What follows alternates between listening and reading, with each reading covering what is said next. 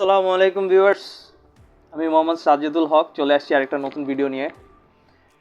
বছর শেষের ভিডিও, কথা বলবো 2024 সাল নিয়ে। 2024 সালটা কেমন কেটেছে, কী কী করেছি, কোথায় কোথায় গিয়েছি, কী কী ঘটেছে, এসব নিয়ে মূলত কথা বলার জন্য আজকে এই ভিডিওটা করেছি।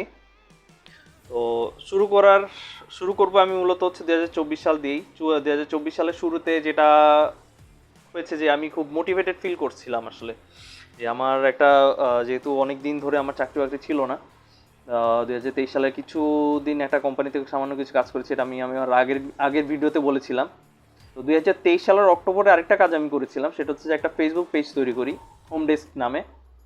তো হোম ডেস্ক পেজের মধ্য দিয়ে মূলত আমার একটা ফ্রিল্যান্সিং কাজের কিছু ইচ্ছা ছিল, যেমন কন্টেন্ট রাইটিং, ব্লগ রাইটিং, হ্যাঁ, এবং হচ্ছে গ্রাফিক্স ডিজাইন বা কন্টেন্ট ডিজাইনের কিছু কাজ করার ইচ্ছা ছিল আর কি।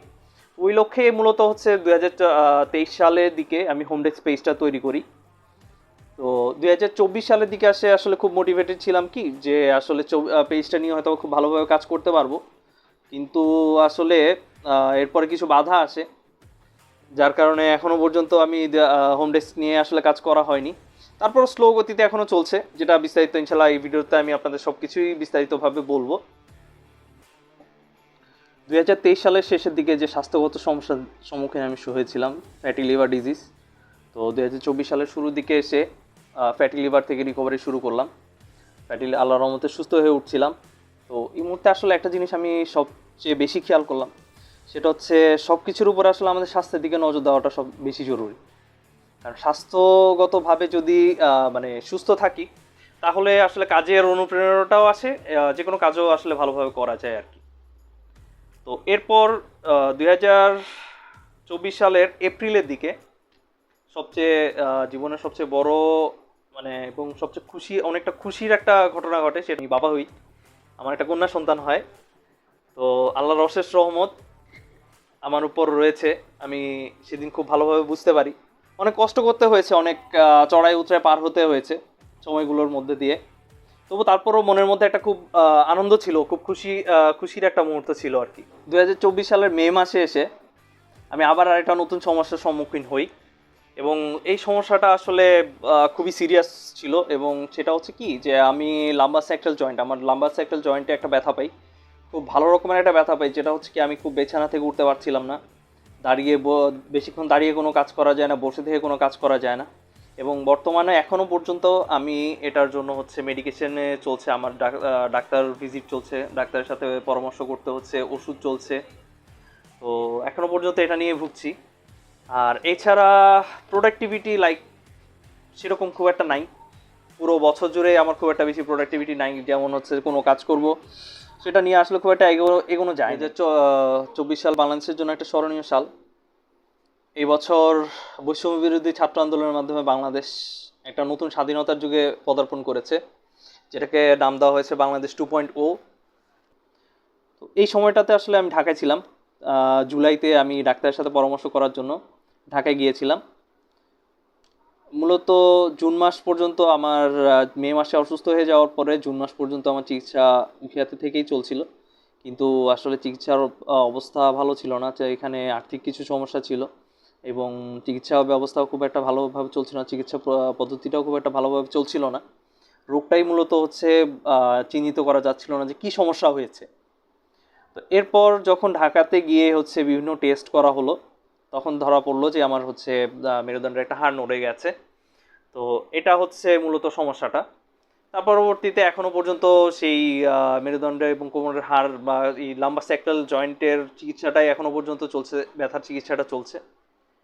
অনেক বছর পরে আমি হচ্ছে লক্ষ্মীপুর যাই, আমার নিজের শহর লক্ষ্মীপুর, আমার পরিবারের সাথে দেখা করতে যাই, বাবা মার সাথে দেখা করতে যাই। এছাড়াও ব্যক্তিগত কিছু কাজ ছিল। তো অনেক বছর পরে লক্ষ্মীপুরে গিয়ে আসলে একটা দীর্ঘ সময় কাটিয়ে এসেছি। অলমোস্ট অক্টোবর মাসে হচ্ছে আমি উখিয়াতে ফিরে আসি।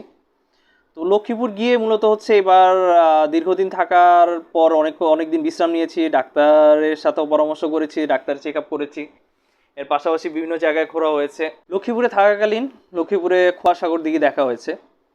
আর এছাড়াও আমার হোম ডেস্কের ব্যবসার জন্য মূলত কিছু পরিকল্পনা করা হয়েছিল ওখানে। আমি চাচ্ছিলাম যে আমার ব্যবসা প্রতিষ্ঠানটা ওখানে একটি আহ, ব্যবসা প্রতিষ্ঠানটা ওখানে শুরু করার জন্য আর কি। তো এরকম একটা প্রচেষ্টা ওখানে চলছিল, কিন্তু পরবর্তীতে আসলে কিছু ব্যক্তিগত কাজের কারণে এখানকার পারিবারিক কিছু সমস্যার কারণে আবার চলে আসতে হয়েছে উখিয়াতে। অক্টোবরে চলে আসলাম উখিয়াতে, এবং এখনো পর্যন্ত উখিয়াতেই আছি। ব্যবসার ব্যাপারে আসলে খুব একটা বেশি এগোতে পারিনি, কিছু আর্থিক সমস্যা আছে, ফান্ডিং নেই ব্যবসার জন্য। যে মূলত কি যে অনেক পরিকল্পনা আছে মাথার মধ্যে, কিন্তু আসলে একটা ব্যাপার হয়ে গেছে যে টাকা নেই, ব্যবসা করবো কিভাবে? টাকা না থাকলে আসলে ব্যবসা কেন, কোনো কাজই হয় না।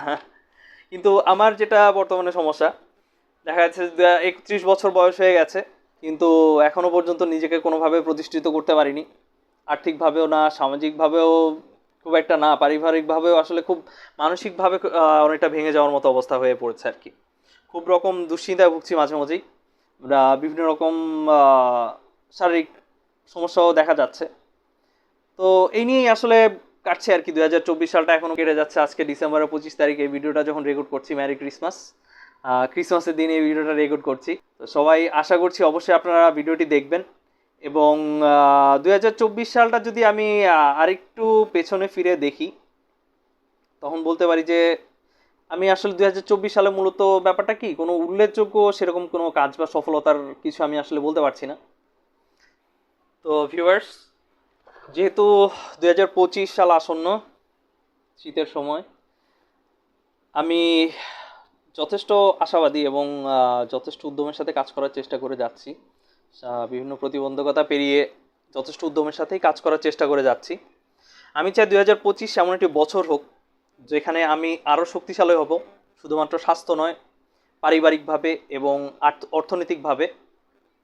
আমি চাই আগামী বছর ফিরে তাকিয়ে যাতে বলতে পারি যে অন্তত এই বছর কিছুটা উন্নতি করেছি, নিজের জন্য কিছু করতে পেরেছি, নিজের পরিবারের জন্য কিছু করতে পেরেছি, সুস্থ আছি, আল্লাহ সুস্থ রেখেছেন, ভালো রেখেছেন, সবার সাথে ভালোভাবে কথা বলতে পারি, চলতে পারি, সেরকম একটি অবস্থানে থাকতে পারি। যতই ছোট হোক না কেন, আমি হাল ছেড়ে দিব না। আমি প্রতিদিন শিখছি এবং সংগ্রাম চালিয়ে যাচ্ছি। সর্বোপরি আপনাদের দোয়া এবং ভালোবাসা অবশ্যই চাই এবং চাইবো। আমি অবশ্যই চাইবো যে আপনারা আমার চলার পথে সবসময় সহযোগিতা করবেন, এবং আশা করব এই ভিডিও থেকে আপনারা নিজেরা হয়তোবা কিছু শিখতে পেরেছেন। আমি যথেষ্ট চেষ্টা করেছি যে আমার অভিজ্ঞতা থেকে যাতে আমি আপনাদের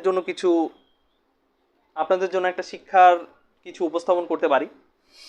তো যথেষ্ট চেষ্টা করছি, কতটা সফল হতে পেরেছি জানি না। সফলতা বোঝা যাবে আপনারা আমার ভিডিওতে কতটা লাইক দিয়েছেন, কমেন্ট করেছেন বা শেয়ার করেছেন, তার উপর ভিত্তি করে। সো অবশ্যই আমার ভিডিওটি লাইক করবেন, শেয়ার করবেন, এবং কোনো ভুল ত্রুটি থাকলে সেগুলো অবশ্যই কমেন্ট করবেন। আল্লাহ হাফেজ।